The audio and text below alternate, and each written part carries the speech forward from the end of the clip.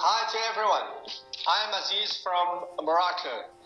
It is a big honor for me to be selected as a recipient of 2020 Professional Fellow Program Alumni Impact Award, and I am very excited to be here and share with you my work experience. So let's talk a little bit about my journey to the US as a professional fellow. My fellowship to the US was on fall 2016. It was a lifetime opportunity for me. It has changed my life. I met such amazing people all over the world.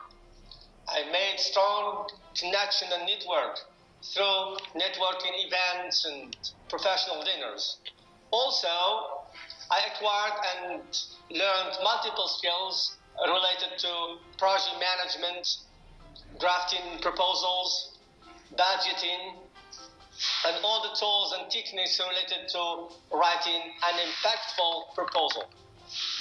And the biggest takeaway from my fellowship was connections and network that I made during my fellowship.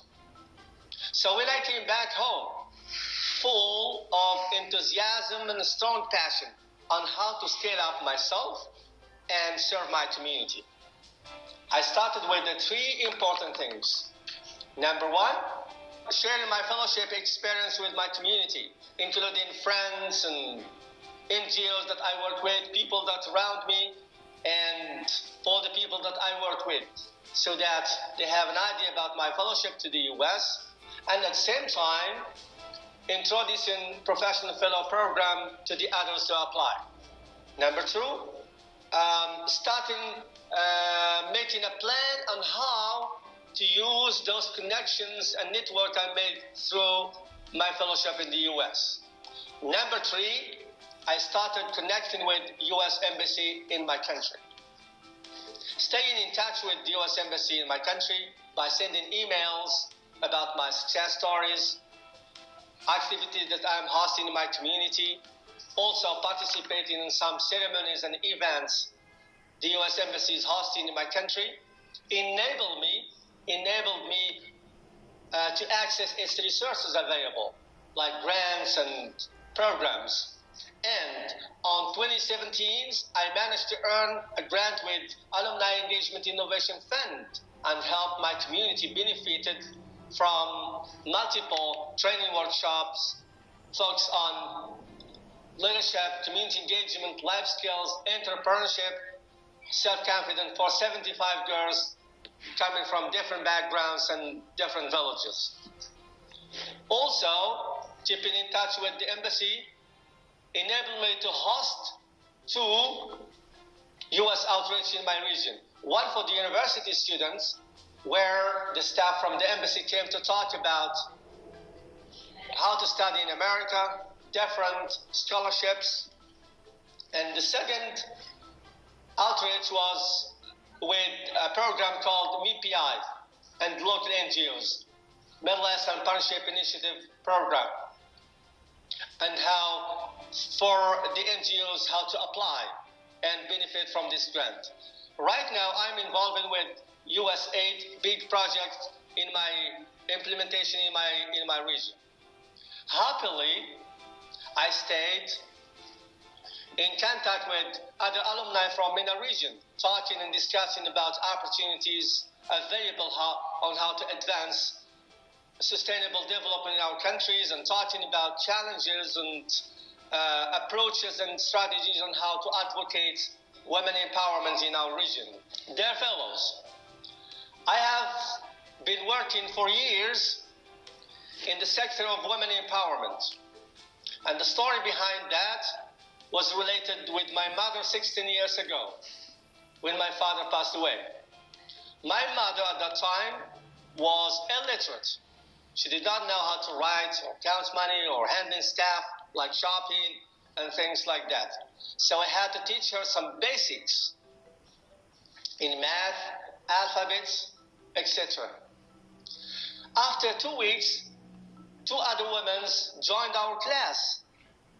Then, by the end of the year, I found out many women were interested in illiteracy classes and alphabets and maths and etc. So during my time of teaching women, I realized a potential of women with literacy skills are amazing. And I started asking myself, how can we shape the future of our country if the majority of women still ignored and marginalized? How to advance sustainable development in our country if the majority of women still not in the process of development? My work has begun since that time, with much more structures involving national and international program to help out in advancing the status of women in our region, in our communities, trying to connect with national program and bring international voices to my community. We started with a few women. Right now, we're reaching out more than 3,000. Of course,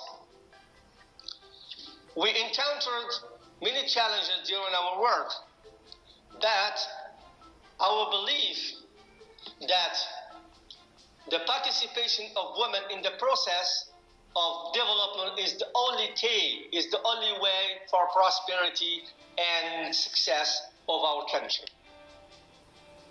We had really strong foundation of a faith that the only way for prosperity and success of our country is through involving women in the process of development. Dear fellows, I have 3 recommendations that I want to share with you while you are working with your communities. Number 1, try to involve as many people as you can in what you are doing. Involve stakeholders, community members, work as a team. Working together has amazing impact, has amazing outcome. Number 2, don't discourage or step back from working for your community. I know it's a tough and hard work. That's why only few people who are stick with. Just keep striving, work hard, and remember that what is challenging is always rewarding. Number 3, if you want to inspire others to get involved in what you are doing, start with yourself. Present yourself as an example by hosting meetings, involve people, connecting others, take initiative. Show the love and care of your community through your actions.